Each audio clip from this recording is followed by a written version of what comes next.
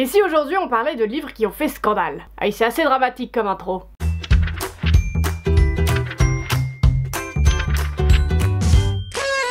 Bonjour et bienvenue, ici votre bon vieux Jeannot. Je viens de finir un livre qui s'appelle Judy, Lola, Sophia et moi, et dans ce livre, le journaliste va suivre des actrices qui travaillent dans le monde du porno amateur, et on apprend énormément de choses sur cet univers dont finalement on connaît pas si bien les coulisses. C'est un livre qui m'a profondément choquée, où on apprend des choses absolument atroces, alors c'est vraiment pas tout public. Là je pense de tous les livres de ma chaîne, c'est le livre le moins grand public, hein, je préfère vous le dire. Le livre vient juste de sortir, alors je pense que c'est un petit peu tôt pour vous dire si ça va faire scandale ou pas, mais en tout cas je pense que c'est un livre qui permet de tirer une sonnette d'alarme et je pense qu'on va quand même pas mal en entendre parler. Et du coup, comme à mon habitude, hein, vous commencez à me connaître, c'est un livre qui m'a fait me poser pas mal de questions. Mais si je pouvais résumer mes réflexions en quelques mots, et bah ce serait: qu'est-ce qui fait qu'un livre va faire scandale? Et pourquoi est-ce que ce genre de livre, ça nous fascine autant? Et ça m'a également fait penser à un autre livre qui récemment a fait un scandale. C'est le dernier livre qui est sorti sur Donald Trump, c'est une enquête un petit peu autour de ce bonhomme, et le livre, en seulement une semaine, il s'est vendu à plus d'1 million de copies. Je vais donc essayer de comprendre finalement l'essence même de ces livres,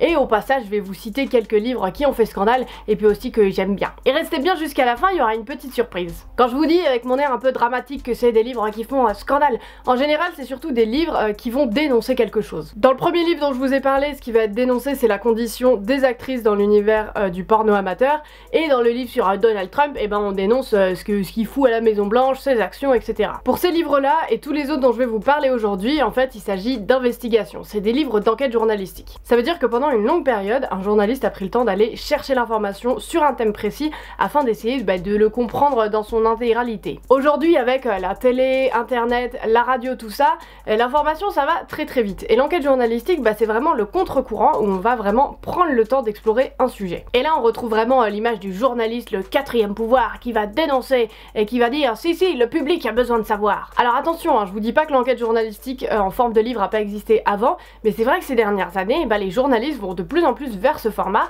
surtout que les éditeurs, ils aiment plutôt bien. Parce que si la presse est en crise, du côté de l'édition, c'est pas spécialement mieux non plus, c'est pas la fête, et du coup, le fait d'avoir ce genre de document journalistique, ça va permettre d'être sous le feu de l'actualité, et du coup, les éditeurs, ils vont être sûrs qu'on va parler de leur livre, et qu'ils vont être bien devant dans les librairies. Pour le livre que je vous présentais au tout début, qui va nous parler du porno amateur, c'est complètement dans l'actualité, puisque le journaliste, il va commencer en nous disant, ok, le mouvement #MeToo, c'était il y a un an. Mais comment ça se fait que ce mouvement soit pas allé assez loin et qu'il se soit pas intéressé aux actrices dans l'univers du porno amateur? C'est des femmes et des témoignages dont on n'a pas du tout entendu parler, et du coup le journaliste il va essayer de faire une sorte de continuité de ce mouvement, et donc c'est complètement dans l'actu. Maintenant j'avais envie de prendre le temps de vous parler de deux différents formats qu'on retrouve régulièrement en enquête journalistique. Le premier dont on peut parler et qui a énormément de succès, c'est le journalisme d'immersion. Le journalisme d'immersion, c'est lorsqu'on va décider d'aller infiltrer un mouvement ou un endroit auquel on n'a pas forcément accès normalement, et d'essayer de comprendre ce qui s'y passe. La première personne à avoir fait du journalisme d'immersion, c'était une femme, elle s'appelle Nellie Bly. Elle a commencé à travailler pour le New York World à seulement 23 ans, et son rédac-chef, Joseph Pulitzer,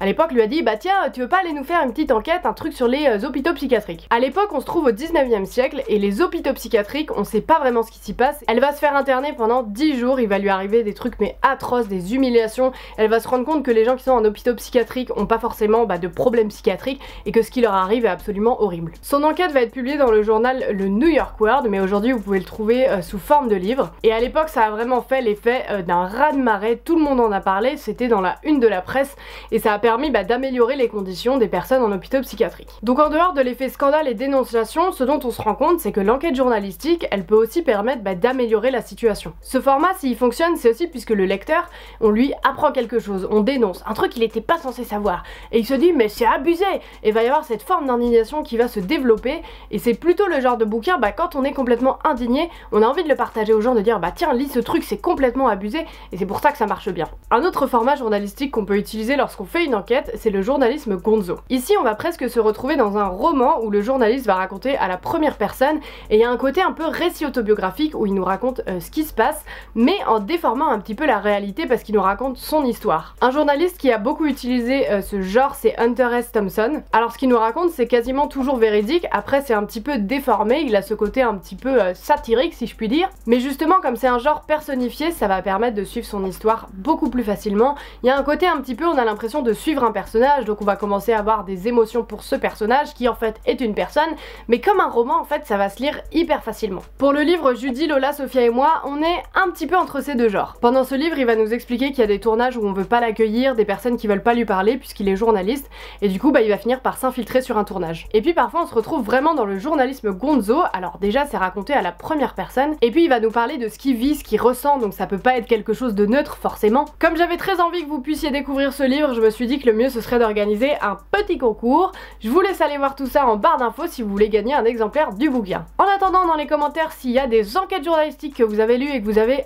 adoré, et bah n'hésitez pas à me le dire, moi je suis très friand de ce genre de livres. Et puis moi, et bah je vous retrouve la semaine prochaine. Allez, salut! J'espère vraiment que cette vidéo t'a plu. Si tu veux en voir plus, et bah tu peux regarder la vidéo de la semaine dernière et même te faire un petit marathon, hein, tu as le droit de faire ce que tu veux. Ici, tu peux t'abonner à la chaîne de Janos Olive, moi ça me ferait très plaisir.